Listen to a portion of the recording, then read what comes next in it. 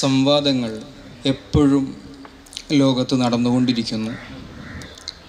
മനുഷ്യനെന്നും ഉത്തരങ്ങൾ തേടി അലയുകയാണ്.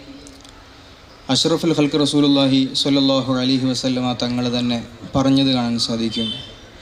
ഇന്നമ ശിഫാഉൽ അയ്യി അസ്സുആൽ. അജ്ഞതക്കുള്ള മരുന്ന് അത് നിരന്തരം ചോദിക്കലും സംവദിക്കലും, അപ്രകാരം സംവദിച്ച് ഉത്തരങ്ങൾ കണ്ടെത്തലുമാണ്. പരിശുദ്ധമായ ഖുർആൻ ആദം നബി അലൈഹിസ്സലാമിനെ അല്ലാഹു സുബ്ഹാനഹു വ തആല ഭൂമിയിലേക്ക് അയക്കുന്ന സമയത്തെക്കുറിച്ച് കൃത്യമായി പറയുന്നുണ്ട്. ആ സമയം അല്ലാഹു സുബ്ഹാനഹു വ തആല മലക്കുകളോട് സംവദിക്കുന്നതും മലക്കുകൾ അവരുടെ അഭിപ്രായം പറയുന്നതും തുടർന്ന് കൃത്യമായ ഒരു ധാരണയിലേക്ക് എത്തുകയും മനുഷ്യരെ ഭൂമിയിലേക്ക് അയക്കുന്നതിൽ വ്യക്തമായ ഒരു ലക്ഷ്യമുണ്ട് എന്ന് മനസ്സിലാക്കി ചർച്ച അവസാനിക്കുന്നതും കാണാൻ സാധിക്കും. ഇന്ത്യൻ ലോ പരിശോധിക്കുകയാണെങ്കിൽ നിയമങ്ങളുടെ സ്രോതസ്സുകൾ, സോഴ്സസ് ഓഫ് ലോയിൽ പ്രധാനപ്പെട്ട ഒന്നാണ് പ്രീസിഡൻസ് അഥവാ മുൻകാല ജഡ്ജ്മെൻറ്റുകൾ. സുപ്രീം കോടതിയുടെ ഒരു വിധി മറ്റു ഹൈക്കോടതികൾക്ക് നിർബന്ധമായും പാലിക്കപ്പെടേണ്ടവയാണ്. ഹൈക്കോടതിയുടെ വിധി മറ്റു താഴെ കോടതികൾക്കും നിർബന്ധമായും പാലിക്കപ്പെടേണ്ട ഒരു റൂളായി നിലവിൽ വരികയാണ്. എന്തുകൊണ്ട് ഇത്തരം പ്രീസിഡൻറ്റുകളെ സോഴ്സ് ഓഫ് ലോ ആയി കൺസിഡർ ചെയ്യുന്നു, പരിഗണിക്കപ്പെടുന്നു എന്ന ചർച്ച ചെന്നെത്തുന്നത് രണ്ട് ആളുകൾ അല്ലെങ്കിൽ രണ്ടിലേറെ അഡ്വക്കേറ്റ്സ് കൃത്യമായ വിഷയങ്ങളെ പഠിക്കുകയും വലിയ സംവാദങ്ങൾ നടക്കുകയും ഒടുവിൽ എത്തുന്ന കൺക്ലൂഷൻ, കൃത്യമായൊരു ധാരണ, അത് നല്ലൊരു നിയമം രൂപീകരിക്കപ്പെടുകയും ചെയ്യുന്നു എന്നതുകൊണ്ടാണ്. നിലവിൽ ആധുനികതയും ലിബറലിസവും ഒക്കെ നിറമാടിക്കൊണ്ടിരിക്കുന്ന വേളയിൽ സംവാദത്തിൻ്റെ പ്രസക്തി തീർത്തും വർദ്ധിച്ച് വരികയാണ് എന്നാണ് മനസ്സിലാക്കുന്നത്. സംവാദത്തിൻ്റെ ഹിസ്റ്ററി പരിശോധിച്ച് നോക്കുകയാണെങ്കിൽ BC 400-കളിൽ ജീവിച്ച പ്രോട്ടഗോറസ്, അദ്ദേഹത്തിനെ സംവാദത്തിൻ്റെ ഒരു ഫാദർ ഓഫ് ഡിബേറ്റ്സ് എന്ന രീതിയിൽ അറിയപ്പെടുന്നതായി കാണാൻ സാധിക്കും. അതിന് കാരണം പറയുന്നത് അക്കാലത്ത് ഭരണകൂടം ജനങ്ങളുടെ സ്വത്തുക്കൾ അപഹരിക്കുകയും ഇത് തിരിച്ചു പിടിക്കാൻ ഉള്ള കോടതി മുറികളിലെ വാദങ്ങൾ, അതിന് ഡിബേറ്റ്സിൻ്റെ രീതികൾ മറ്റും പഠിക്കേണ്ടി വരും. അങ്ങനെ പഠിപ്പിച്ച സോഫിസ്റ്റുകളിൽ പ്രധാനിയായിരുന്നു അദ്ദേഹം. അതുപോലെ തന്നെ അദ്ദേഹം ഒരു ക്വസ്റ്റ്യനിന് 2 വശങ്ങളുണ്ട് എന്ന ഒരു കോൺസെപ്റ്റ് അന്ന് അവതരിപ്പിക്കുകയും ഉണ്ടായി. പരിശുദ്ധമായ ഇസ്ലാമിലേക്ക് വരുമ്പോൾ മഹാനായ ഇമാം ഷാഫി റളിയല്ലാഹു അൻഹുവും അഹ്മദ് ബിൻ ഹംബൽ റളിയല്ലാഹു അൻഹുവും തമ്മിൽ താരിഖുസ് സ്വലാത്ത് കാഫിറാണോ അല്ലേ എന്ന ചർച്ച, ഒരു സംവാദം നമുക്ക് കാണാൻ സാധിക്കും. അവിടെ അഹ്മദ് ബിൻ ഹംബൽ റളിയല്ലാഹു അൻഹു കാഫിറാണെന്ന് പറയുമ്പോൾ പിന്നെ അദ്ദേഹത്തിന് മുസ്ലിം ആകാൻ എന്താണ് മാർഗം എന്ന ചോദ്യം ഷാഫി റളിയല്ലാഹു അൻഹു വരികയും അതിന് മാർഗം ലാ ഇലാഹ ഇല്ലല്ലാഹ് മുഹമ്മദുർ റസൂലുള്ളാഹ് എന്ന കലിമ ഉച്ചരിക്കലാണ് എന്ന് പറയുമ്പോൾ നിരന്തരം ഈ കലിമ ഉച്ചരിച്ചു കൊണ്ടിരിക്കുന്ന ഒരാൾ, അദ്ദേഹം താരിഖു സ്വലാത്താണ് എങ്കിൽ അദ്ദേഹം മുസ്ലിം ആകുമോ? അദ്ദേഹം നിസ്കരിക്കുന്നില്ല എങ്കിൽ മുസ്ലിം ആകുമോ എന്ന ചോദ്യത്തിന് മറുപടി അദ്ദേഹം നിസ്കരിച്ചാൽ മുസ്ലിം ആകും എന്ന നിലക്കായിരുന്നു. അപ്പോൾ ഷാഫി റളിയല്ലാഹു അൻഹു തിരിച്ചു മറുപടി പറഞ്ഞത്, കാഫിറിൻ്റെ നിസ്കരിക്കുമ്പോഴാണ് മുസ്ലിം ആകുന്നതെങ്കിൽ ആ നിസ്കരിക്കും മുമ്പ് അവൻ കാഫിറാണ്. അപ്പോൾ ഈ കാഫിറിൻ്റെ നിസ്കാരം അത് സ്വഹീഹാകുമോ എന്ന ചോദ്യത്തിന് മുമ്പിൽ ആ സംവാദം അവസാനിക്കുകയും താരിഖു സ്വലാത്ത് കാഫിറാവുകയില്ല എന്ന കൺക്ലൂഷനിലേക്ക് എത്തുന്നതായും കാണാൻ സാധിക്കും. ഒരു കൃത്യമായ രൂപത്തിൽ ഇതിലൊരു തൈലീഫ് വന്നത് മുമ്പ് മുതൽ ഡിബേറ്റ്സുകൾ നടക്കുകയും കാര്യങ്ങളൊക്കെ ഇസ്ലാമിലുണ്ട് എങ്കിലും റുക്നുദ്ദീൻ അൽ അമീദി അൽ ഹനഫി എന്ന ഹിജറ 600കളിൽ ജീവിച്ച ആളാണ് ആദ്യമായി ഇതിൽ രചന നടത്തിയത് എന്ന് നമുക്ക് കാണാൻ സാധിക്കും. അദ്ദേഹത്തിൻ്റെ കിതാബിൻ്റെ പേര് അൽ ഇർഷാദ് എന്നാണ്. ഇമാം റാസി റളിയല്ലാഹു അൻഹു തുടർന്ന് രചനകൾ നടത്തിയിട്ടുണ്ട്. നസഫി ഇമാം രചന നടത്തിയിട്ടുണ്ട്. സയ്യിദുൽ ജുർജാനി രചനകൾ നടത്തിയിട്ടുണ്ട്. ആ സയ്യിദുൽ ജുർജാനി അദ്ദേഹത്തിൻ്റെ റിസാല അഷ്ശരീഫ എന്ന റിസാലയുടെ ഷറഹായിട്ടാണ് നമ്മുടെ ദർസുകളിൽ ഓതിക്കൊണ്ടിരിക്കുന്ന റഷീദിയ വരുന്നത്. എന്നാൽ ഈ സംവാദങ്ങളൊക്കെ പൂർണ്ണമായും പ്രൊഡക്റ്റീവ് ആകുന്നുണ്ടോ എന്നിടത്താണ് പ്രധാനപ്പെട്ട ചർച്ച നടക്കേണ്ടത്. പ്രധാനമായും ഇതിൻ്റെ ബേസിക്സ്, സംവാദങ്ങളുടെ ബേസിക്സ് ക്ലിയർ ആണോ എന്ന ഒരു വശം നമ്മൾ നോക്കേണ്ടതുണ്ട്. ഇപ്പോൾ ഈ റീസെൻ്റ്ലി അടുത്ത് കഴിഞ്ഞു പോയ ഇസ്ലാമിക പിന്തുടർച്ചാവകാശം എന്ന വിഷയം നമുക്ക് കാണാൻ സാധിക്കും. പിന്നീട് ആ ചർച്ച പുരോഗമിച്ചത് ഏത് രീതിയിലായിരുന്നു എന്ന് നമുക്ക് കാണാൻ സാധിക്കും.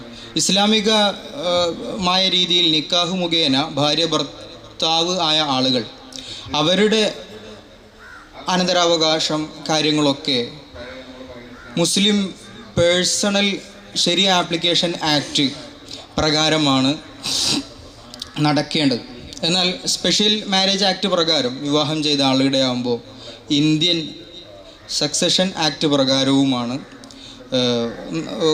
അവരുടെ പിന്തുടർച്ചാവകാശം നടപ്പിലാക്കേണ്ടത്. ഈ ഇന്ത്യൻ സക്സഷൻ ആക്ട് പ്രകാരം പിന്തുടർച്ചാവകാശം നടപ്പിൽ വരുത്താൻ വേണ്ടിയിട്ടാണ് ആ വിവാദത്തിൽ അദ്ദേഹം ആ ഒരു രീതി സ്വീകരിച്ചത്. എന്നാൽ അന്ന് ഉയർന്നു വന്ന ചർച്ചകളൊക്കെ ഇസ്ലാമിൻ്റെ എപ്പിസ്റ്റമോളജിയെ മനസ്സിലാക്കിക്കൊണ്ടാണോ എന്നതാണ് പ്രസക്തമായൊരു ചോദ്യം. തീർച്ചയായും ഇസ്ലാമിനെ സംബന്ധിച്ചിടത്തോളം ഇസ്ലാമിൻ്റെ സോഴ്സസ് ഓഫ് നോളജ് അത് ഒന്ന് 5 സെൻസസ് ആണ്, ഹിസ്സിയാത്താണ്. മറ്റൊന്ന് നമ്മുടെ ഖബർ സ്വാദിഖ് തന്നെ ഖബറുർ റസൂലും ഖബർ മുത്തവാത്തിറും വരുന്നുണ്ട്. മറ്റൊന്ന് അഖ്ലുമാണ്. ഈ ഖബറുർ റസൂലും ഖബർ സ്വാദിഖും ഒക്കെ പരിഗണിക്കുമ്പോഴാണ് ഇസ്ലാമിലെ സോഴ്സസ് ഓഫ് നോളജ് കംപ്ലീറ്റ് ആക്കുന്നത്. ഈ ഒരു ഭാഗം പരിഗണിച്ചിട്ടാണോ ഈ ചർച്ച പുരോഗമിച്ചത് എന്ന് നമ്മൾ പരിശോധിച്ച് നോക്കിയാൽ ഒരിക്കലുമല്ല. ഇസ്ലാമിനെ വിമർശിക്കപ്പെട്ടപ്പോൾ, ഇസ്ലാമിൻ്റെ കാര്യങ്ങൾ സംവാദത്തിന് വന്നപ്പോൾ പൂർണ്ണമായും ഒരു ലിബറൽ സ്കെയിലിലാണ് സംവാദം മുന്നോട്ട് പോയതായി നമുക്ക് കാണാൻ സാധിക്കുന്നത്. എന്നാൽ ചില വാദങ്ങളൊക്കെ, ഫോർ എക്സാമ്പിൾ ഒരു ശാസ്ത്രമാത്രവാദം, ഈ ശാസ്ത്രമാത്രവാദത്തിൻ്റെ ആളുകൾ അവർ പറയുന്നത് എല്ലാം ശാസ്ത്രം കൊണ്ട് തെളിയിക്കപ്പെടണം എന്നാണ്. എന്നാൽ അവരുടെ കോർ ആർഗ്യുമെൻ്റ് തന്നെ ശാസ്ത്രീയമായി തെളിയിക്കപ്പെട്ടിട്ടില്ല എന്ന വിരോധാഭാസം ഒരു ഭാഗത്ത് നിൽക്കുകയാണ്. മറ്റൊന്ന് കൺസ്ട്രക്ഷൻ ഓഫ് ആർഗ്യുമെൻറ്റ്സ് വളരെ കൃത്യമായിരിക്കണം എന്നതാണ്. അതിൽ പലപ്പോഴും പ്രിമൈസുകളിൽ തെറ്റുകൾ സംഭവിക്കുകയും ആ പിഴവുകൾ ആ സംവാദത്തെ വഴിതിരിച്ചു വിടുകയും അങ്ങനെ സംവാദം പൂർണ്ണമായി എഫക്റ്റീവ് അല്ലാതെ പോകുന്ന അവസ്ഥാവിശേഷവും സ്ഥിതിവിശേഷവും കാണാൻ സാധിക്കുന്നു. മറ്റൊരു കാര്യം കൂടി പറഞ്ഞ് ഞാൻ അവസാനിപ്പിക്കുകയാണ്. നമ്മുടെ ചർച്ചകൾ അത് ഇൽഹാറൻ ലിൽ ഹഖി, സത്യം വെളിപ്പെടാൻ വേണ്ടി, സവാബ് വെളിപ്പെടാൻ വേണ്ടി എന്ന രീതിയിലാകുമ്പോഴാണ് പൂർണ്ണമായും അത് പ്രൊഡക്റ്റീവ് ആകുന്നത്. മറിച്ച് ഹസ്മിനെ ഇൽസാം ചെയ്യുക എന്ന ഒരു ഉദ്ദേശം, ഉത്തരം മുട്ടിക്കുക എന്ന ഒരു ഉദ്ദേശം മാത്രമായി മാറുമ്പോൾ പലപ്പോഴും ചർച്ചകൾ പ്രൊഡക്റ്റീവ് ആകാതെ പോവുകയാണ്. അസ്സലാമു അലൈക്കും വറഹ്മത്തുള്ളാഹി. ബിസ്മില്ലാഹി വൽഹംദുലില്ലാഹി വസ്സലാത്തു വസ്സലാമു അലാ റസൂലില്ലാഹി വഅലാ ആലിഹി വസഹ്ബിഹി അജ്മഈൻ. അമ്മാ ബഅദ്. മെത്തഡോളജി ഓഫ് ഡിബേറ്റ്സ്, സംവാദങ്ങളുടെ ഒരു രീതി എങ്ങനെ ആയിരിക്കണം എന്ന് അത് ഏകദേശം മനുഷ്യ ചരിത്രം അതിൻ്റെ തുടക്കം മുതൽ തന്നെ സംവാദങ്ങൾ അത് ഫോർമലായിട്ടല്ലെങ്കിലും വ്യത്യസ്ത ആശയങ്ങളും ആ ആശയങ്ങളെ സ്ഥാപിക്കാനുള്ള ചർച്ചകളും അതിന് ന്യായീകരണങ്ങളൊക്കെ പറഞ്ഞ് മനുഷ്യനായിരിക്കുമ്പോൾ അവൻ്റെ ജീവിതം മുന്നോട്ട് പോകാൻ ഭക്ഷണവും അത് വേവിക്കുന്ന രീതിയും എന്ന രൂപത്തിൽ തന്നെ ആശയപരമായ കാര്യങ്ങളെ എങ്ങനെ നല്ല രൂപത്തിൽ കൊണ്ടുവരാം എന്നത് സ്വാഭാവികമായ ചിന്തകൾ തുടക്കം മുതലേ വന്നിട്ടുണ്ട്. വജാദിൽഹും ബില്ലത്തി ഹിയ അഹ്സൻ, ഒരാളോട് ചർച്ച നടത്തുന്ന സമയത്ത് അത് ഒരു അറിവിൻ്റെ കൈമാറ്റ വേദിയായി ഡിബേറ്റുകൾ മാറേണ്ടതുണ്ട്. ചിലതൊക്കെ അങ്ങനെ നടക്കുന്നുമുണ്ട്. ഇമാം ബൈഹഖി റളിയല്ലാഹു അൻഹു ഇമാമുന ഷാഫി റളിയല്ലാഹു അൻഹുവും ഒരു മഹാപണ്ഡിതനും തമ്മിൽ നടന്ന ഒരു മുനാദറയെക്കുറിച്ച്,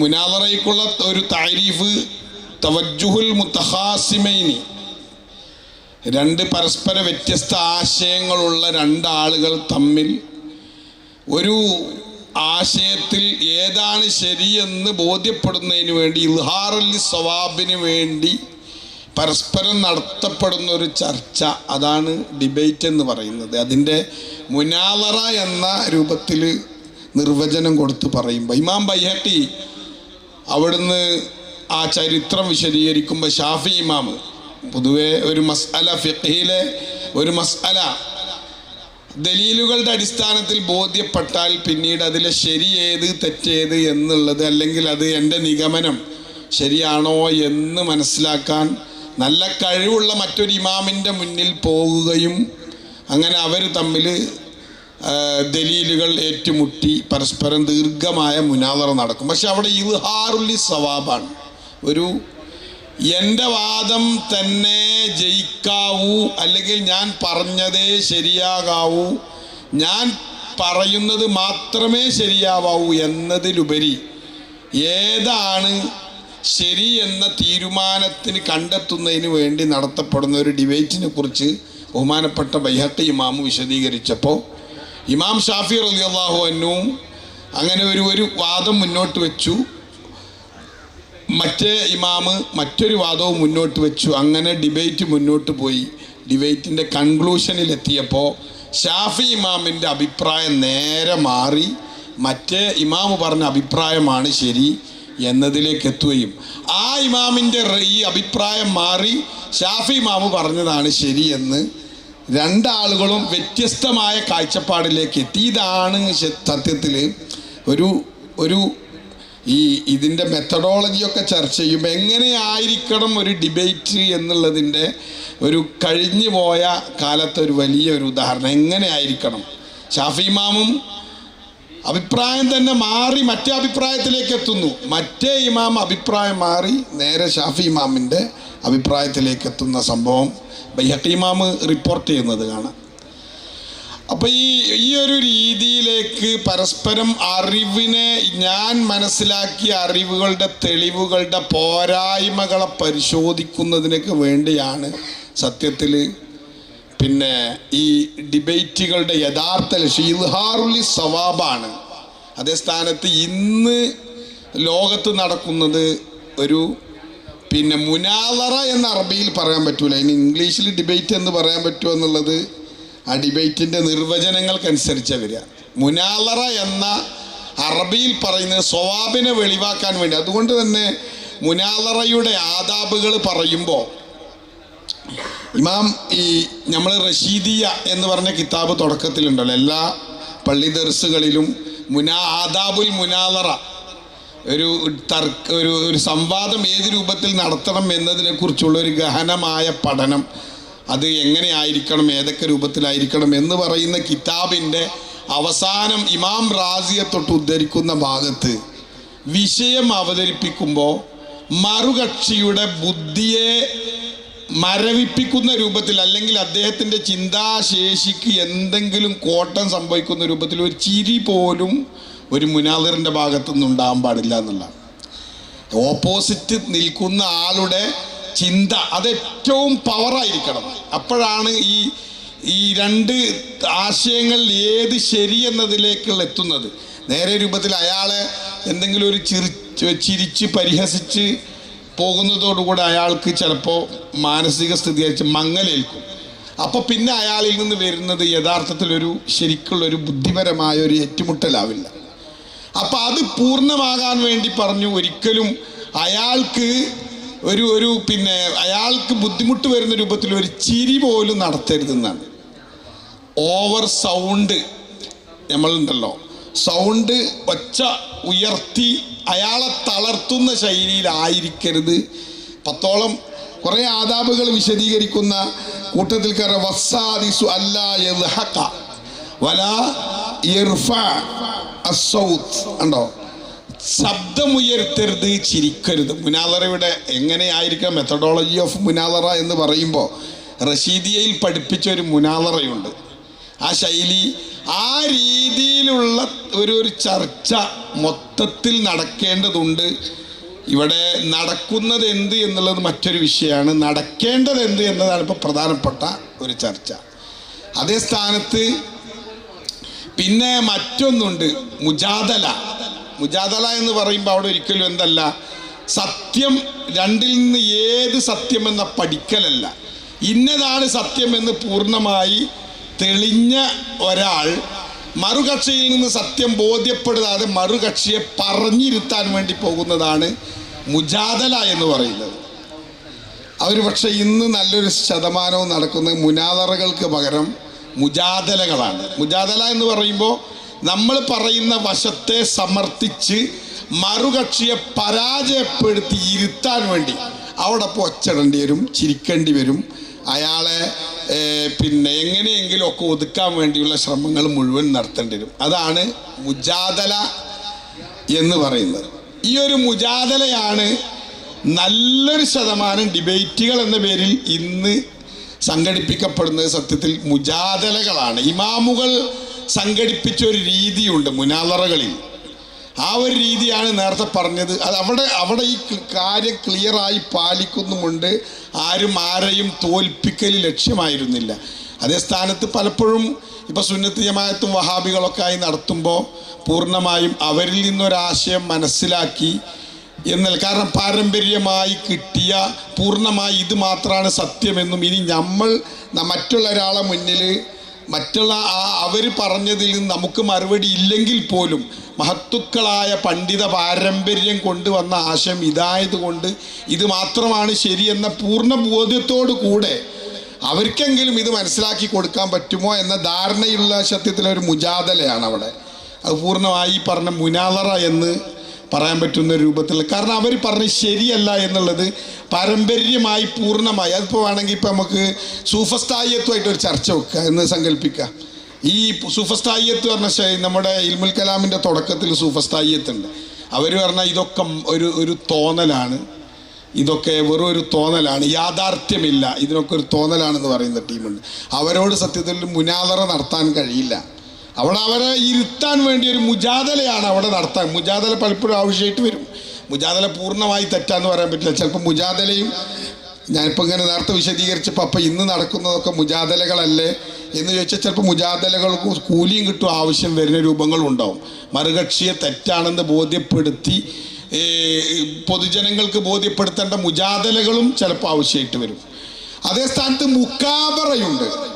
അത് തീർച്ചയായും അതായത് വെറുതെ തർക്കിക്കുക, നമ്മളുണ്ടാവില്ലേ അയാളെ ഇരുത്തലും ലക്ഷ്യമല്ല, വെറുതെ ഒച്ചപ്പാട് ഇങ്ങനെ ഉണ്ടാക്കുന്ന ഒരു ശൈലി. അയാളെ ഇരുത്തൽ ലക്ഷ്യമോ ഞാൻ പറഞ്ഞ ആശയം സമർത്ഥിക്കലോ അല്ലെ എൻ്റെ ആശയം ആൾ ഉൾക്കൊള്ളലോ ഒന്നും ലക്ഷ്യമില്ല. ഇതിനാണ് മുക്കാബറ എന്ന് പറയുന്നത്. അപ്പം ഞാൻ പറയുന്നത് നമ്മളീ പറയുന്ന ഡിബേറ്റോ മെത്തഡോളജി ഓഫ് ഡിബേറ്റ്സിലെ ഒന്നാമത്തെ വശമാണ് പലപ്പോഴും ഒരുപാട് കാര്യങ്ങളിൽ നടക്കപ്പെടേണ്ടത് മുനാദറകൾ നടക്കപ്പെടേണ്ടതുണ്ട്. കാരണം പരസ്പരം ധാരണയിൽ ഇപ്പോൾ ഫുഖഹാ പല മസ്അലകളിലും നമ്മുടെ വ്യത്യസ്ത മസ്അലകൾ പണ്ഡിതന്മാരുടെ ഇടയിൽ ചർച്ചകളിൽ വരുമ്പോൾ നല്ല ആലിമീങ്ങൾ തന്നെ രണ്ട് അഭിപ്രായങ്ങൾ കാണാം. വലിയ തലയെടുപ്പുള്ള ആലിമീങ്ങളുടെ ഇടയിൽ വ്യത്യസ്ത രണ്ട് അഭിപ്രായങ്ങൾ ഉണ്ടാകുമ്പോൾ അവിടെയൊക്കെ നടക്കപ്പെടേണ്ടത് പൂർണ്ണമായിട്ടും മുനാദറകളാണ്. അവിടെ ഈ മുജാദലയുടെ ഭാവം അവിടെ ഒഴിവാക്കി പരസ്പരം പരമാവധി എത്രത്തോളം ഏത് ശരിയെന്ന്, കാരണം വലിയ അഹ്ലുസുന്നയുടെ വലിയ രണ്ട് ആലിമീങ്ങളെ ഇടയിൽ ഒരു മസ്അലയിൽ ചർച്ച നടക്കുമ്പോൾ അവിടെയൊക്കെ നടക്കപ്പെടേണ്ടത് പൂർണ്ണമായിട്ടും മുനാദറകളാണ് എന്നതാണ്. പിന്നെ നമ്മൾ ഈ ചരിത്രപരമായിട്ട് നോക്കുമ്പോൾ ഇത് തുടക്കത്തിൽ തന്നെ നമ്മൾ അരിസ്റ്റോട്ടിൽ അതുപോലെ സോക്രട്ടീസ് ഇവരെ ഒരു പരിപാടി തന്നെ സത്യത്തിൽ ഈ തർക്കം വിഷയങ്ങൾ അനലൈസ് ചെയ്ത് അതിൽ നിന്ന് കാര്യങ്ങൾ കണ്ടെത്തി കാര്യമായിട്ട് തന്നെ താത്വികമായി വിഷയങ്ങളെ അവതരണങ്ങളും കണ്ടെത്തലുകളും അതിനുവേണ്ടി പരസ്യമായ ഡിബേറ്റ് സദസ്സുകൾ വെക്കുകയും അവിടെ അത് മുനാദറകളായിരുന്നോ മുജാദലകളായിരുന്നോ എന്ന് വെച്ചാൽ ഒരു പക്ഷേ മുനാദറകളോടെ നടന്നിട്ടുണ്ടാവും എന്ന് മനസ്സിലാക്കുന്നത്. കാരണം അവർ ഒരു തത്വചിന്തയിൽ ഒരു നല്ല രൂപത്തിൽ നമ്മൾ ഒരു വിഷയം കാണുമ്പോൾ മുജാദലകളും മുനാദറകളും നടന്നിട്ടുണ്ടാവും, മുനാദറകളും നടക്കാൻ സാധ്യതയുണ്ട് എന്ന് മനസ്സിലാക്കുന്നു. ഏതായാലും അതിൻ്റെ മെത്തഡോളജി ഏതൊക്കെ രൂപത്തിലാകണം എന്ന ചർച്ച ഇൻഷാ അല്ലാഹ് ചർച്ച തുടർന്ന് പോകേണ്ടതുണ്ട്. നമ്മുടെ ഉസ്താദ് സംസാരിച്ചതിൻ്റെ ശേഷം ബാക്കി സംസാരിക്കും. മെത്തഡോളജി ഓഫ് ഡിബേറ്റ് എന്ന് പറയുമ്പോൾ അതിലേറ്റവും അടിസ്ഥാനപരമായിട്ട് ഇരു ഡിബേറ്റർമാരും മനസ്സിലാക്കേണ്ട വാദം അവതരിപ്പിക്കുന്ന ആളും അതിൻ്റെ ഓപ്പോണൻ്റായിട്ടുള്ള ആളും രണ്ടുപേരും ഇതിൻ്റെ മെത്തേഡ് എന്താണ്, ഒരു പ്രൊഡക്റ്റീവായ ഔട്ട്പുട്ട് നമുക്ക് കിട്ടണമെങ്കിൽ ഏത് രീതിയിലാണ് നാം ഈ ഡിബേറ്റിനെ കൊണ്ടുപോകേണ്ടത് എന്ന് കൃത്യമായി അറിവുള്ളവരായിരിക്കണം. എന്നാൽ മാത്രമേ ഒരു പ്രൊഡക്റ്റീവായ ഫ്രൂട്ട്ഫുള്ളായ ഒരു ചർച്ചയോ ഡിബേറ്റോ സാധ്യമാവുകയുള്ളൂ. ഡിബേറ്റ് കഴിഞ്ഞതിന് ശേഷം മേ ബി ഒരാളൊരു എക്സ്ട്രീം പൊസിഷനിൽ നിന്നിട്ടുണ്ടെങ്കിൽ അതിൽ നിന്ന് താഴ്ന്നുകൊണ്ടൊരു മിനിമൽ അല്ലെങ്കിൽ ഒരു മോഡറേറ്റ് പൊസിഷനിലേക്ക് അയാളെ എത്തിക്കാനും, അല്ലെങ്കിൽ തീരെ അബദ്ധമായ ഒരു നിലപാട് പറഞ്ഞ ഒരാളെ ശരിയായ ഒരു നിലപാടിലേക്ക് എത്തിക്കാനും ഡിബേറ്റിന് കഴിയുന്നില്ലെങ്കിൽ ഡിബേറ്റ് എന്ന് പറയുന്നതിനൊക്കെ അർത്ഥമില്ല.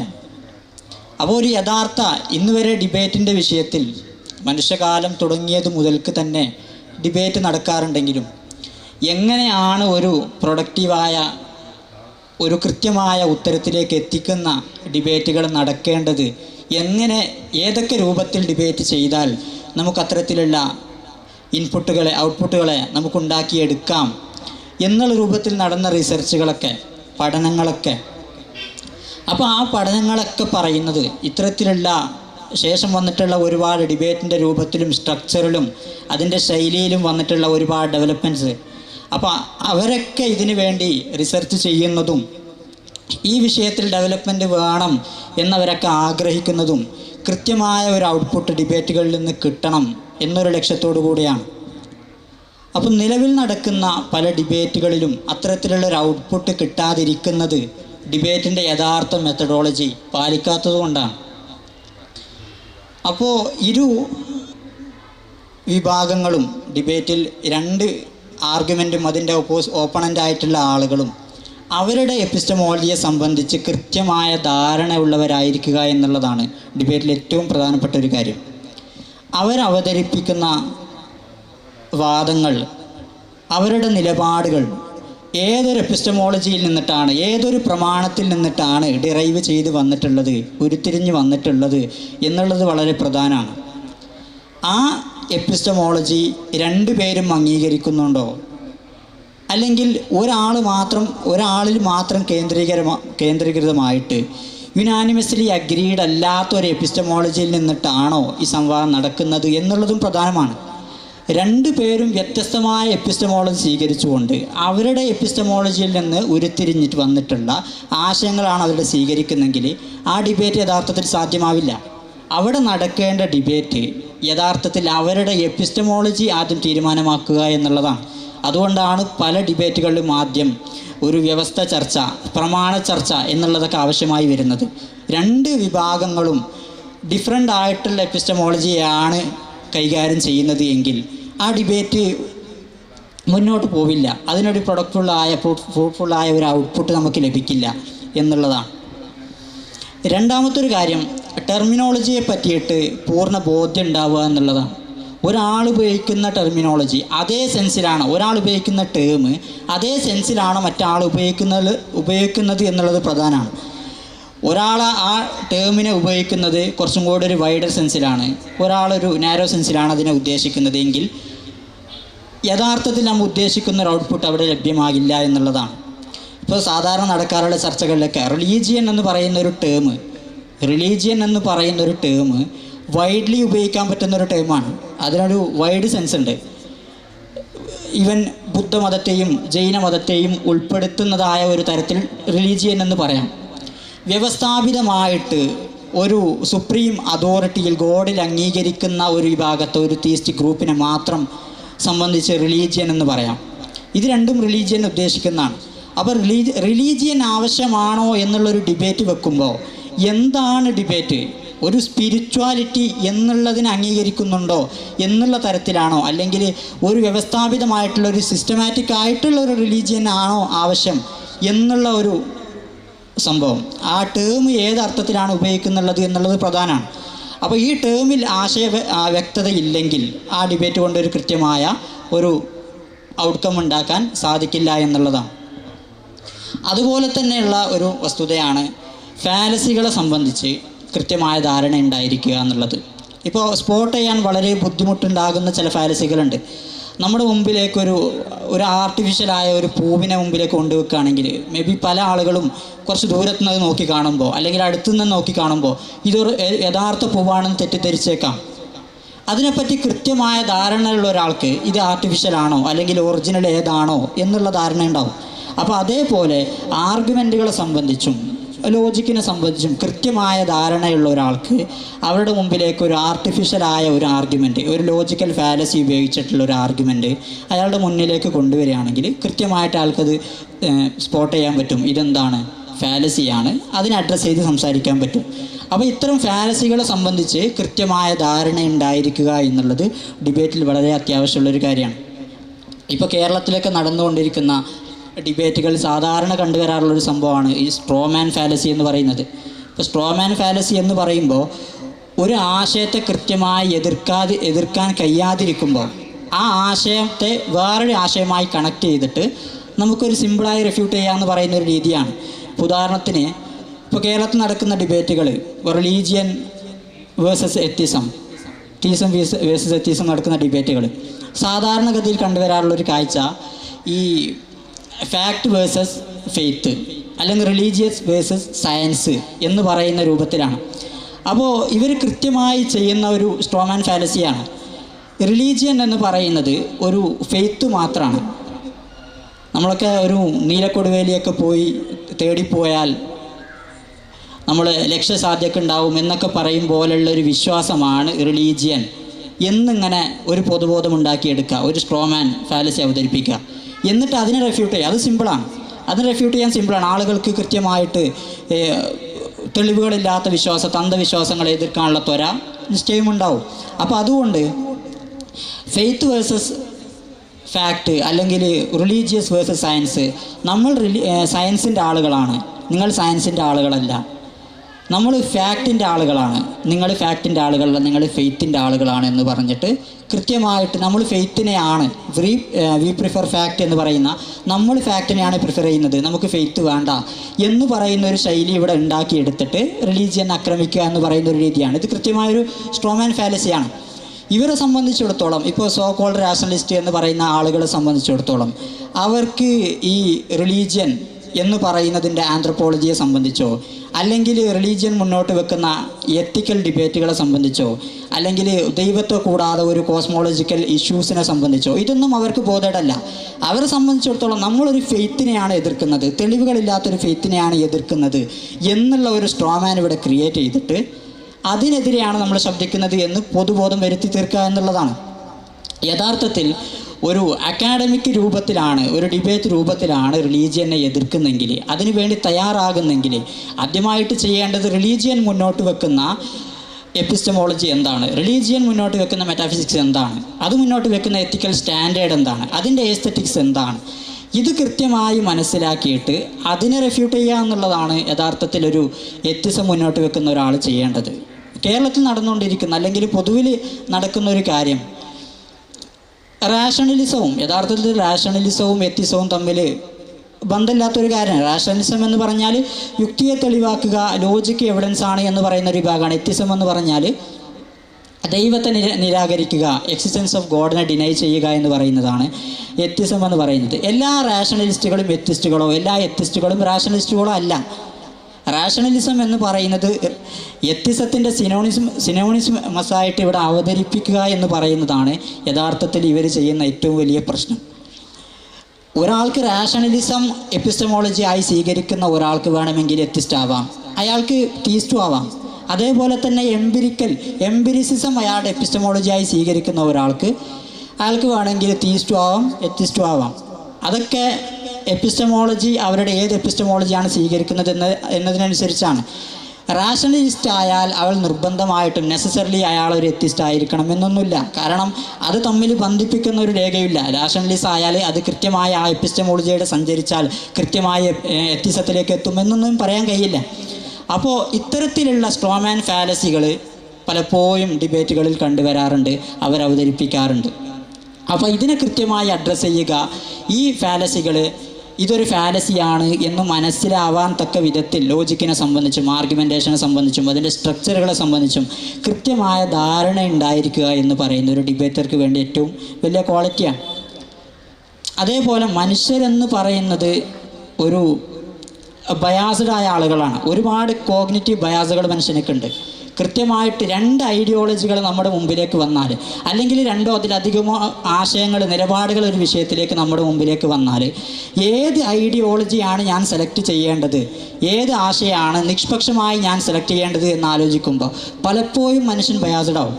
ഒരുപാട് ബയാസുകൾ നമ്മുടെ മുമ്പിലേക്ക് വരും. ചിലപ്പോൾ നമ്മളറിയില്ല, നമ്മൾ വിചാരിക്കുന്നത് ഏറ്റവും നിഷ്പക്ഷമായിട്ട് മറ്റുള്ള ആശയങ്ങളൊന്നും സ്വീകരിക്കാതെ ഒരു നിഷ്പക്ഷമായിട്ടാണ് ഞാൻ നിലപാട് എടുത്തിട്ടുള്ളത് എന്നായിരിക്കും നമ്മൾ വിചാരിക്കുക.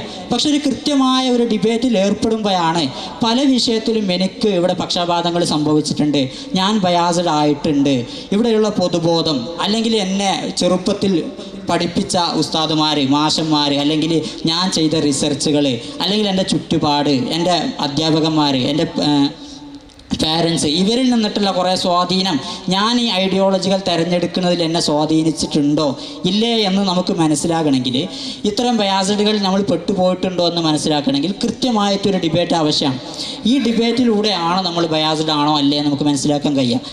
അപ്പോൾ ഒരു സമൂഹത്തിൽ ഒരു കൃത്യമായി ഡിബേറ്റ് നടക്കുന്ന, സംവാദം നടക്കുന്ന ഒരു സമൂഹത്തിൽ അവിടെ വീക്ക് ഐഡിയാസിന്, ഒരു യഥാർത്ഥത്തിൽ യുക്തിപരമല്ലാത്ത, ഒരു നിലക്കും ഒരു സമൂഹത്തിന് മുമ്പിൽ പ്രാക്ടിക്കൽ അല്ലാത്ത ഐഡിയകൾക്ക് അവിടെ വളരാൻ ഒരു എൻവയോൺമെൻറ്റ് ഉണ്ടാവില്ല. അപ്പോൾ ഒരു സമൂഹം സംവാദാത്മകമാവുക, ഏറ്റവും കൂടുതൽ സംവാദം ഒരു സമൂഹത്തിൽ നടക്കുക എന്ന് പറയുന്നത് ആ സമൂഹം വീക്ക് ഐഡിയോളജികളെ പ്രൊമോട്ട് ചെയ്യുന്നില്ല, അതിന് പ്രൊമോട്ട് ചെയ്യാൻ തക്ക വിധത്തിലുള്ള ഒരു നർച്ചറിങ് എൻവയോൺമെൻറ്റ് അവിടെ ഇല്ല എന്നുള്ളതിൻ്റെ തെളിവാണ്.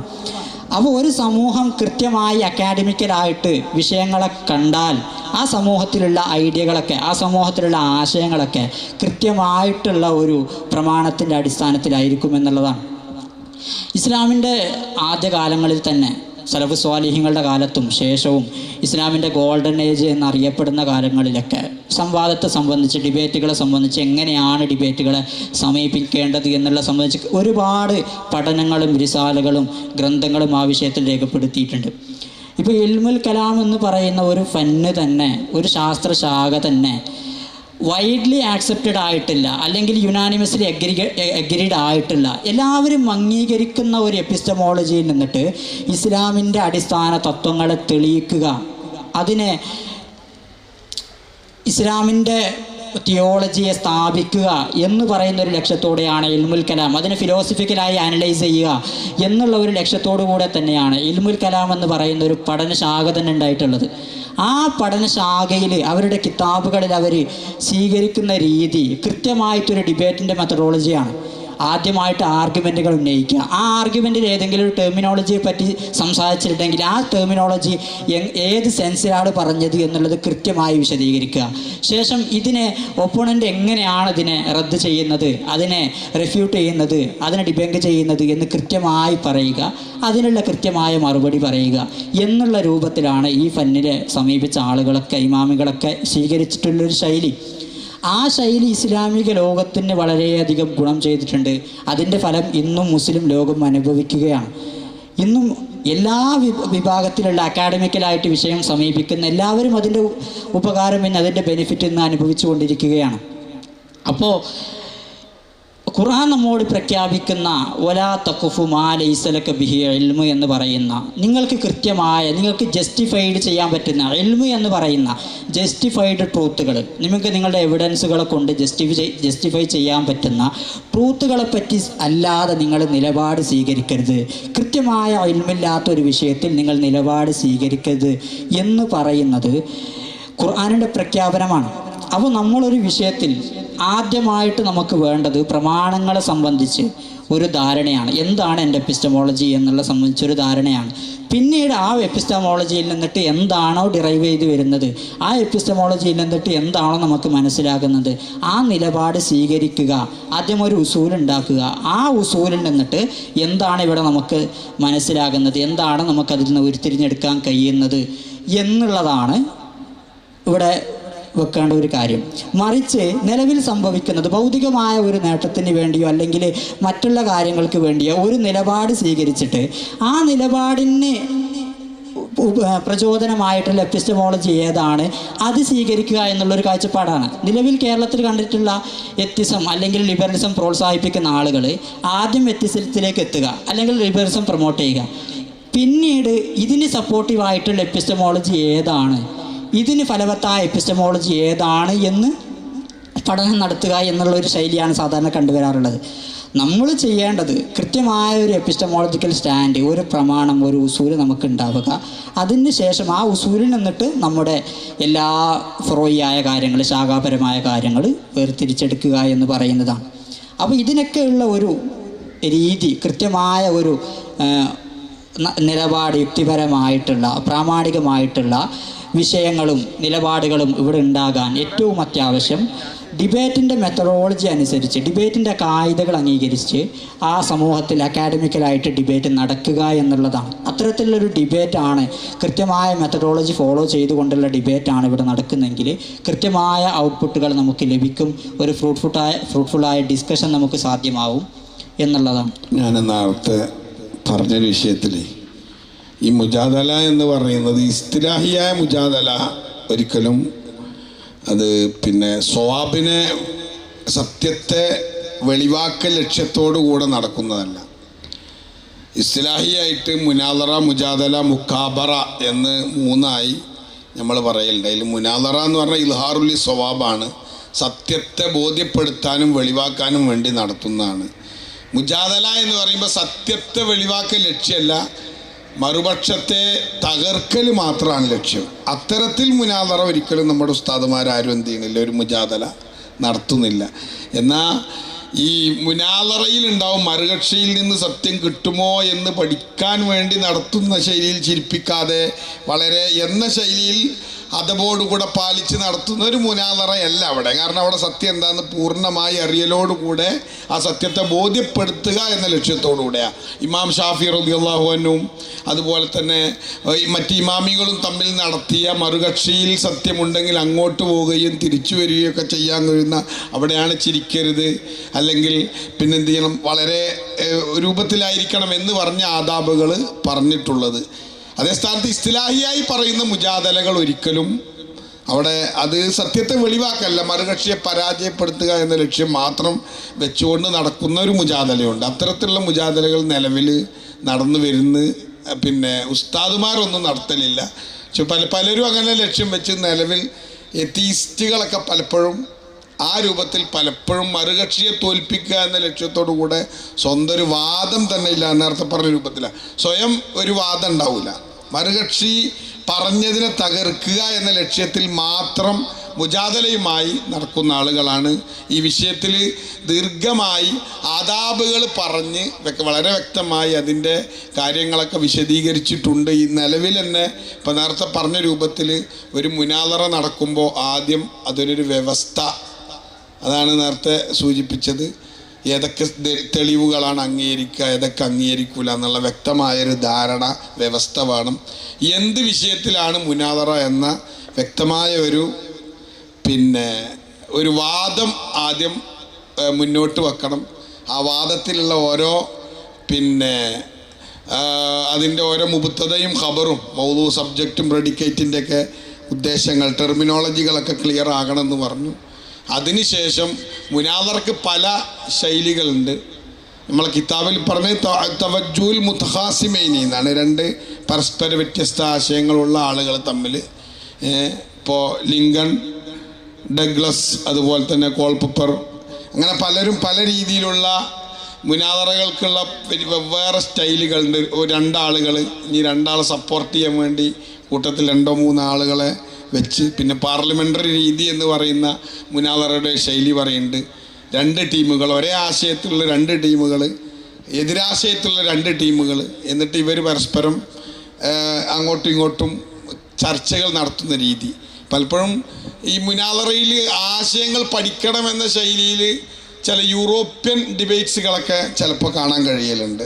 മുനാദറയിൽ ശരിക്കും തന്നെ വലിയ ഒരു അറിവ് കൈമാറ്റം ചെയ്യാനും അതുപോലെ ലോജിക്കൽ തിങ്കിങ്, ചിന്താശേഷി വർദ്ധിപ്പിക്കാനൊക്കെ വളരെയേറെ ഉപകാരപ്രദമായി വരുന്ന ഒന്നാണ് മുനാദറ. അതിപ്പോൾ പ്രത്യേകിച്ച് ഓൺലൈൻ പ്ലാറ്റ്ഫോമുകളിലൊക്കെ ധാരാളം നടന്നു വരുന്നുണ്ട്.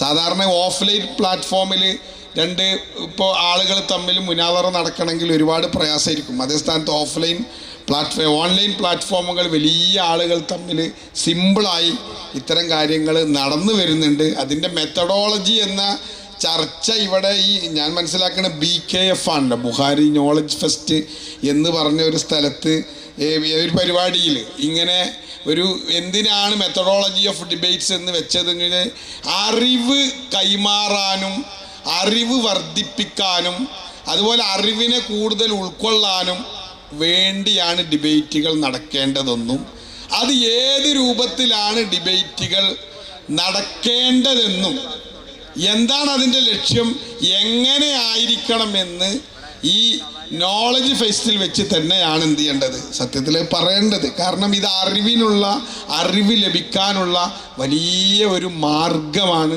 ഡിബേറ്റ്സ്. എനിക്ക് തന്നെ എൻ്റെ അറിവിനെക്കുറിച്ച് എൻ്റെ ഓപ്പോസിറ്റ് ഇരിക്കുന്ന ബുദ്ധിമാനായ ഒരാളുടെ ഒരു വിലയിരുത്തലിൽ നിന്ന് പലപ്പോഴും എനിക്ക് റീതിങ്കിങ്ങിന് പലപ്പോഴും കാരണമാവും. പല ചർച്ചകൾ ഇപ്പോൾ നമുക്ക് തന്നെ ഫിഖ്ഹിയായ പല മസ്അല ചർച്ചകളിൽ, ദീർഘമായ ചർച്ചകളിൽ ഓപ്പോസിറ്റ് നിൽക്കുന്ന ആളുകളുമായി ചർച്ച ചെയ്യുമ്പോൾ അങ്ങനെ നമുക്ക് റീതിങ്കിങ് പലപ്പോഴും ലഭിക്കും. നമ്മൾ മനസ്സിലാക്കിയ ഒരു ആശയം അല്ലെങ്കിൽ നമ്മൾ ഇബാറത്തിന് മനസ്സിലാക്കുന്ന ഒരു രീതിയെ തന്നെ ചിലപ്പോൾ മറുകക്ഷിയുടെ ചർച്ചയിൽ മാറി ചിന്തിപ്പിക്കും. അപ്പോൾ ഇത് വളരെ ഈ ഒരു വിഷയത്തിൽ ഡിബേറ്റ് എങ്ങനെ ആയിരിക്കണം എന്നുള്ളതും നിലവിൽ നടന്നുകൊണ്ടിരിക്കുന്ന ഡിബേറ്റുകൾ നല്ലൊരു ശതമാനവും വെറും തർക്കങ്ങളാണ്.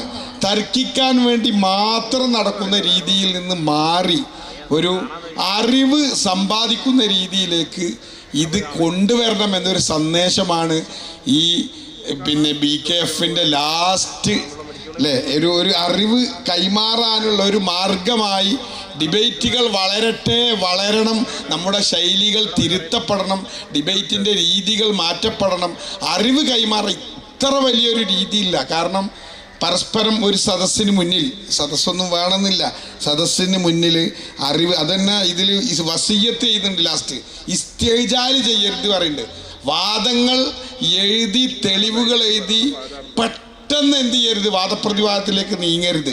വാദങ്ങൾ എഴുതി വീണ്ടും വീണ്ടും വീണ്ടും വീണ്ടും വീണ്ടും വീണ്ടും അതിൽ ചിന്തിച്ച് തെളിവ് എഴുതി ആ തെളിവിൽ പിന്നെയും പിന്നെയും ചിന്തിച്ച് മറുകക്ഷി എന്തൊക്കെ ചോദ്യങ്ങൾ ചോദിക്കാൻ സാധ്യതയുണ്ട് ആ ചോദ്യങ്ങളെ നമ്മൾ വീണ്ടും വീണ്ടും നടത്തി മാറ്റങ്ങൾ വരുത്തി മെല്ലെ ഇറങ്ങാവൂ. അങ്ങനെ ആ 2 കൂട്ടർക്ക് ഉപകാരമുണ്ട്.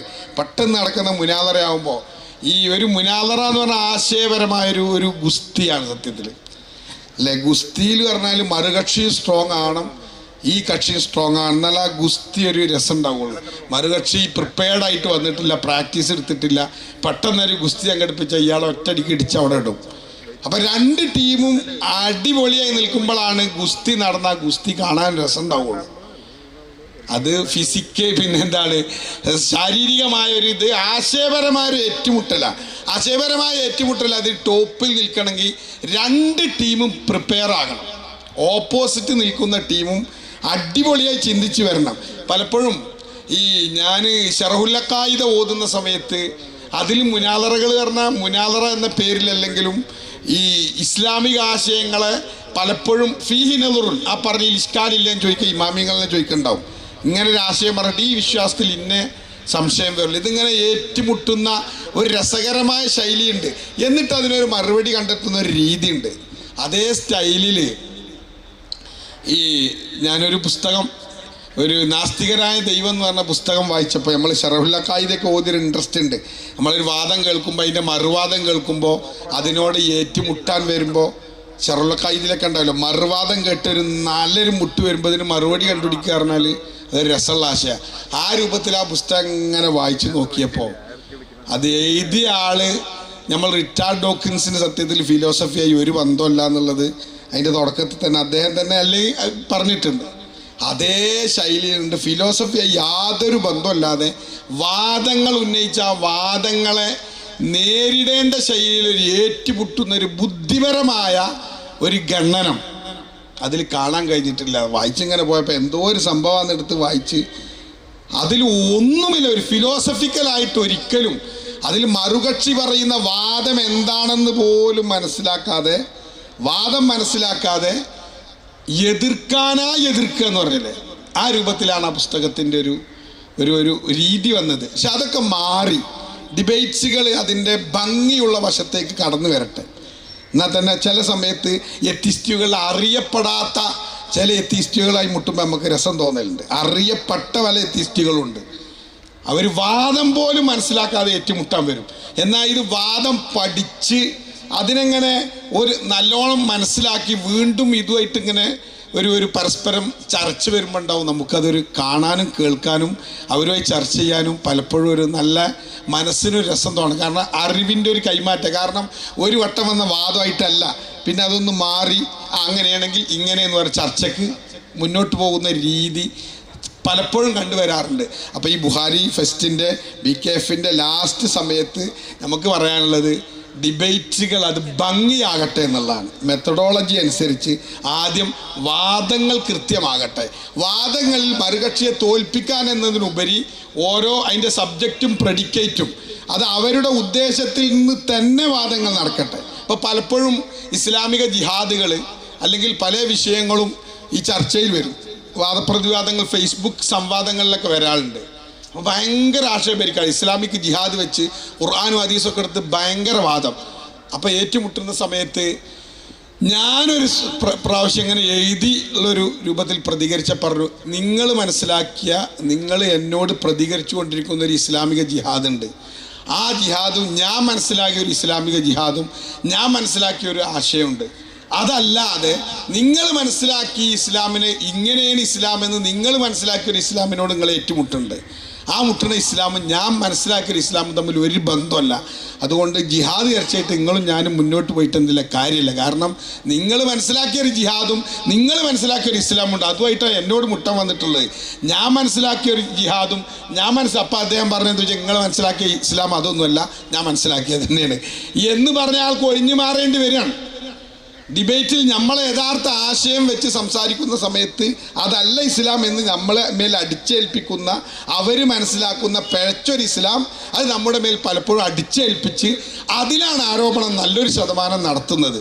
അതേ സ്ഥാനത്ത് അതിൻ്റെ യഥാർത്ഥ വശത്ത് നമ്മളെ വിശ്വാസം എന്താ, ചരിത്രം നോക്കണമല്ലോ. ആയത്തും ഹദീസ് ഉള്ളതോടുകൂടെ തന്നെ ഇസ്ലാമിക ജിഹാദിൻ്റെയും അതുപോലെ തന്നെ അന്യമതസ്ഥരോട് ഇസ്ലാം പെരുമാറിയ രീതികളും ശൈലികളൊക്കെ 1-ാം നൂറ്റാണ്ട് മുതൽ ഇങ്ങനെ ചരിത്രമൊന്നും അവർ വായിക്കൂല. അപ്പോൾ ഒരു ആയത്തും ഹദീസിൽ നിൽക്കും, അതിൽ വരട്ടെ എന്ന് പറയും. അപ്പോൾ ഇസ്ലാമിക ആശയങ്ങൾ എന്താണെന്ന്, നമ്മുടെ വാദങ്ങൾ എന്താണെന്ന് കേട്ട് അതിനോട് പ്രതികരിക്കാനുള്ളൊരു രീതി, ആ രീതിയിലേക്ക് മൊത്തത്തിൽ ഡിബേറ്റുകൾ, ഏത് ഡിബേറ്റ് ആണെങ്കിലും അവരുടെ ആശയം, നമ്മളാണെങ്കിലും നമ്മളൊക്കെ ഒരു മറുകക്ഷിയുടെ ആശയങ്ങളും ആദർശങ്ങളും മനസ്സിലാക്കി അതിനോട് മുട്ടുക. ദീർഘം പിന്നെ വാദപ്രതിവാദത്തിന് പലപ്പോഴും വെല്ലുവിളിക്കുന്നുണ്ടാവും, ചില ആളുകൾ വെല്ലുവിളിക്കും. ഇപ്പം തുടങ്ങണം എന്നറിയും. അതൊന്നും സത്യത്തിലൊരു ഡിബേറ്റ് സ്റ്റൈലല്ല, അറിവ് കൈമാറൽ ലക്ഷ്യമല്ല അവിടെ ഇല്ല. കാരണം ഒരാൾക്ക് അതിനു വേണ്ടി പൂർണ്ണമായി തയ്യാറായി അതിൽ ചിന്തിച്ച് അതിൻ്റെ കാര്യങ്ങളെക്കുറിച്ച് വ്യക്തമായ ഒരു ക്രോഡീകരണം നടത്തി വ്യക്തമായ വാദങ്ങൾ വെച്ച് തെളിവുകൾ കൃത്യമാക്കി വെച്ച് രണ്ട് ടീമും ടൈം എടുത്തതിന് ശേഷം നല്ല ഭംഗിയിൽ അത് അവതരിപ്പിക്കുമ്പോൾ അതാണ് ഡിബേറ്റ്സ്. അങ്ങനെ ഈ ഒരു സംശയമാണ്. ഇപ്പം സംവാദത്തിൽ ഇറങ്ങുന്ന സമയത്ത് നമ്മൾ ഇപ്പോൾ ക്ലാസ് MA ചെയ്യുന്നതാണ്. ഇപ്പം MA ചെയ്യുന്ന സമയത്ത് നമ്മൾ ഒപ്പമുള്ള ആളുകളായിട്ട് സംവദിക്കും. അപ്പോൾ ഈ സംവാദിക്കുന്ന സമയത്ത് അവർ പറയുന്നൊരു സംഭവമാണ് ഇപ്പം നിഷ്പക്ഷമായ നിലപാടെടുക്കണമെന്ന് പറയും.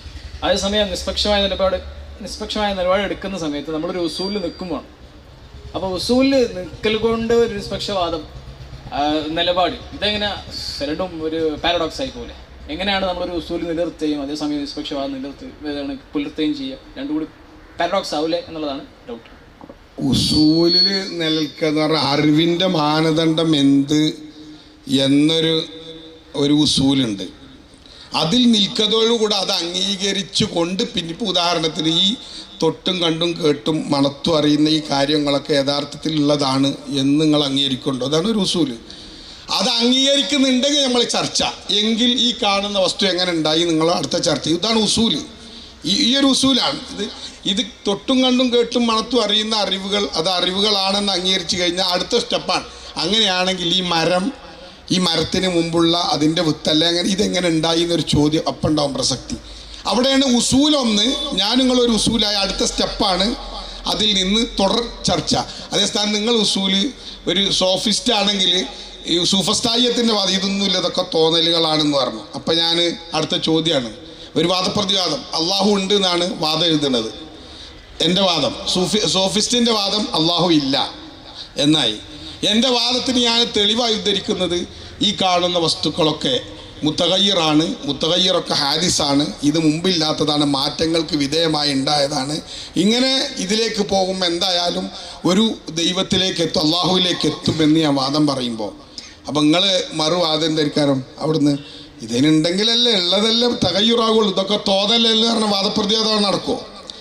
അവിടെയാണ് രണ്ടു കൂട്ടരും അംഗീകരിക്കുന്ന ഒരു പൊതു ഉസൂല് വേണം. അതിൽ നിന്ന് അടുത്ത സ്റ്റെപ്പിലേക്ക്. അതാണ് സയൻറ്റിസ്റ്റുകളുമായിട്ട് പലപ്പോഴും നമ്മൾ വാദപ്രതിവാദം നടത്തുമ്പോൾ സയൻറ്റിസ്റ്റക്കാർ, അതായത് ശാസ്ത്രം മാത്രം, അറിവിൻ്റെ മാനദണ്ഡം ശാസ്ത്രം മാത്രമേ ഉള്ളൂ എന്ന് പറഞ്ഞാൽ അള്ളാനെ ഈ സ്റ്റെതസ്കോപ്പ് കൊണ്ട് കാണിച്ചു കൊടുക്കേണ്ടി വരും, ഇങ്ങനെ വെച്ചു കൊടുത്തിട്ട്. അല്ലെങ്കിൽ പിന്നെ ഇതുണ്ടല്ലോ കെമിസ്ട്രിയുടെ ലാബിലൊക്കെ ഇട്ടിട്ട് ഇങ്ങനെ പുറപ്പിച്ച് കാണിച്ചു കൊടുക്കേണ്ടി വരും അള്ളാനെ. അപ്പോൾ സയൻറ്റിസവാദക്കാരുടെ തെളിവ് എന്ന് പറഞ്ഞാൽ എന്ത് മാത്രമേ ഉള്ളൂ? സയൻസ് മാത്രമേ ഉള്ളൂ. ലോജിക്കിനെ അംഗീകരിച്ചിട്ടില്ലെങ്കിൽ അവരുമായിട്ട് സത്യത്തിൽ ഈ പറഞ്ഞ അതിപ്പോൾ നേരത്തെ നമ്മൾ പറഞ്ഞല്ലോ സൂഫിസ്റ്റിൻ്റെ വേറെ രൂപമാണത്. അവരുമായിട്ട് സത്യത്തിൽ അള്ളാഹു ഉണ്ട് എന്ന വാദപ്രതിവാദം നടത്തൽ അസാധ്യം, നടക്കൂല. കാരണം അവരറിവിൻ്റെ മാനദണ്ഡമായി സ്വീകരിക്കുന്നത് ഈ തൊട്ടും കണ്ടും രുചിച്ചും മണത്തും അറിയുന്ന പഞ്ചേന്ദ്രിയങ്ങളെ കൊണ്ടെത്തിക്കപ്പെടുന്ന കാര്യങ്ങളെ മാത്രം അറിവിൻ്റെ മാനദണ്ഡമായി സ്വീകരിക്കുക. അവിടെ എന്ത് ചെയ്യൂല?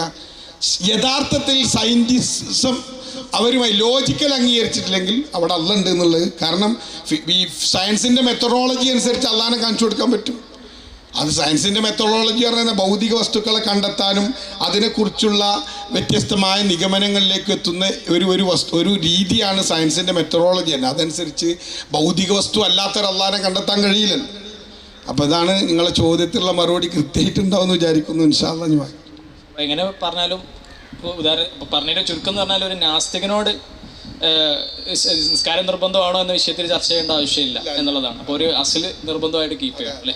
അതെ. ഇപ്പോൾ ഹദീസ് കൊണ്ട് തെളിയിക്കേണ്ട ഒരു കാര്യം, ഒരു ഖുർആൻ സൊസൈറ്റിയിലുള്ള ആളുകളുമായി സംവദിക്കുമ്പോൾ അയാൾക്ക് ആദ്യം സംവദിക്കേണ്ടത് ഹദീസ് തെളിവാണോ ഇല്ല എന്നുള്ള വിഷയത്തിലാണ് ആദ്യമായിട്ട് സംവദിക്കേണ്ടത്. അതിനുശേഷം മാത്രമേ അയാളോട് ഹദീസ് കൊണ്ട് തെളിയിക്കുന്ന ഒരു വിഷയത്തിൽ സംവദിക്കാൻ കഴിയുള്ളൂ. അപ്പോൾ ഡിഫറൻ്റ് ആയിട്ടുള്ള പ്രമാണം സ്വീകരിക്കുന്ന ആളുകൾ തമ്മിൽ സംവാദം സാധ്യമല്ല. അതുകൊണ്ട് തന്നെയാണ് കേരളത്തിലുള്ള വഹാബികളോട് സംവാദം നടത്തുമ്പോൾ ആദ്യമായി ശ്രദ്ധിക്കേണ്ടത് നിങ്ങൾ എന്തൊക്കെയാണ് തെളിവ്. അപ്പോൾ അവർ പറയും ഖുർആൻ, ഹദീസ്, ഇജ്മാ, ഖിയാസ്, അല്ലെങ്കിൽ ഖുർആൻ, ഹദീസ്, ഇജ്മാ എന്നുള്ള രൂപത്തിൽ പറയും. അപ്പോൾ ചോദിക്കേണ്ടതിൻ്റെ ഒരു ഖുർആനെ നിങ്ങൾ എങ്ങനെയാണ് കാണുന്നത് എന്നുള്ള ഹെർമനോട്ടിക്സ് പ്രധാനമാണ്.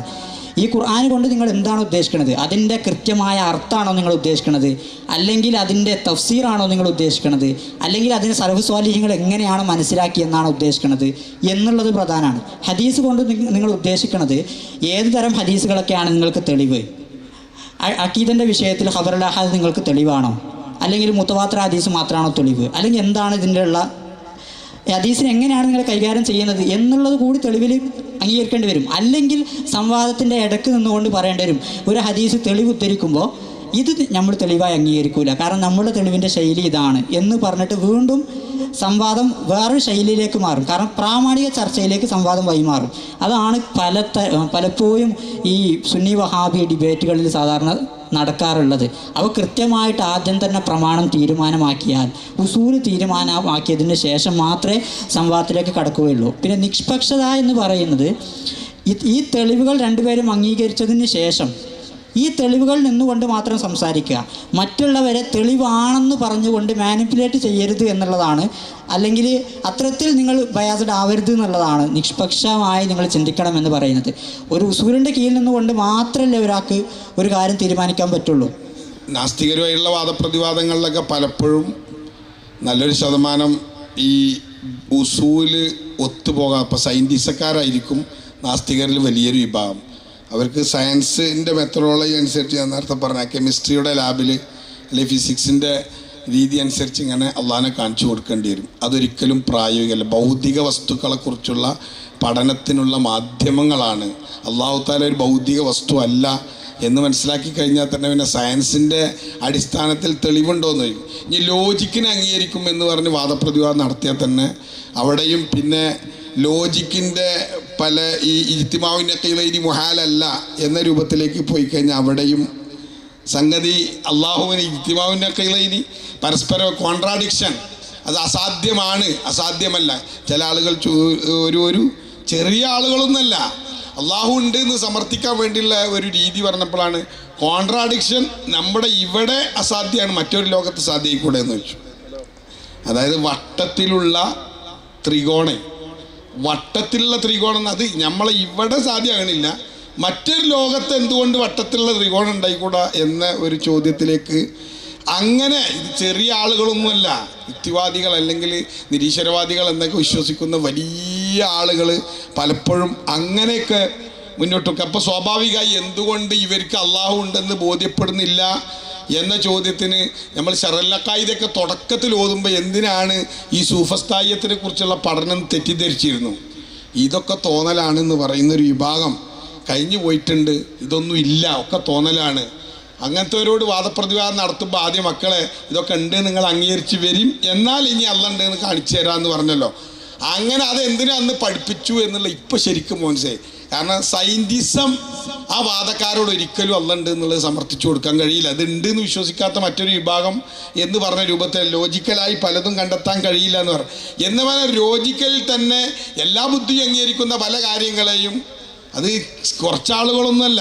കോൺട്രാഡിക്ഷൻ ഇവിടെ അസാധ്യമാണെങ്കിലും മറ്റൊരു ലോകത്ത് എന്തുകൊണ്ട് സാധ്യമായിക്കൂടാ എന്ന് ചോദിക്കുന്ന അത്തരത്തിലൊക്കെ ചിന്താഗതിക്കാർക്കൊന്നും ഒരിക്കലും എന്തുമില്ല, അള്ളാഹുവിനെ നമുക്ക് സമർത്ഥിച്ചു കൊടുക്കാൻ കഴിയില്ല. നേരത്തെ പിന്തുടർച്ചാവകാശത്തെക്കുറിച്ച് റീസെൻ്റായി കഴിഞ്ഞ ഒരു വിഷയം അവതരിപ്പിച്ചതിൽ പറഞ്ഞിരുന്നു. അപ്പോൾ ആ വിഷയത്തിൽ വാഇൽ ബിൻ ഹല്ലാഖ് എന്ന പ്രശസ്തനായ ലോ സ്കോളറുണ്ട്, ഇസ്ലാമിക് ലോ സ്കോളർ. അദ്ദേഹം കൃത്യമായി എപ്പിസ്റ്റമോളജിയിലൂടെ സഞ്ചരിച്ച് നമ്മുടെ നിയമങ്ങളെ കൃത്യമായി അപഗ്രഥിക്കുന്ന സമയത്ത് എങ്ങനെയാണ് ഇതൊക്കെ വളരെ കൃത്യമായി നമ്മുടെ നിയമങ്ങളെ അവതരിപ്പിക്കുന്ന ഒരു രംഗം കാണാൻ സാധിക്കും. എന്നാൽ എപ്പിസ്റ്റമോളജിയെ വിട്ട് സഞ്ചരിക്കുന്ന, എപ്പിസ്റ്റമോളജിയെ മാറ്റിവെച്ച് ഇസ്ലാമിനെ വിമലീകരിക്കാൻ ശ്രമിക്കുന്ന ആളുകളെ സംബന്ധിച്ചിടത്തോളം അവർ ആ എപ്പിസ്റ്റമോളജിയെ വിട്ട് എന്താണ് കുടുംബം, ഇസ്ലാം പറയുന്ന കുടുംബം, ഇസ്ലാം പറയുന്ന സമ്പ്രദായങ്ങൾ ഒന്നും മനസ്സിലാക്കാതെ പിന്തുടർച്ചാവകാശത്തെ ചർച്ച ചെയ്യുമ്പോഴാണ് ഈ വിഷയം വരുന്നത്. ഇതിലേക്ക് ആഡ് ഓൺ ആയിട്ട് ഒരു കാര്യം കൂടി പറയട്ടെ. ഇപ്പോൾ ഗേ കപ്പിൾസ്, ലെസ്ബിയൻ കപ്പിൾസ് ഒക്കെ ഇപ്പോൾ നിലവിലുണ്ട്. ഈ ഗേ കപ്പിൾസും ലെസ്ബിയൻ കപ്പിൾസും അടുത്ത ഒരു ചർച്ച കൊണ്ടുവരും. ഒരുപക്ഷെ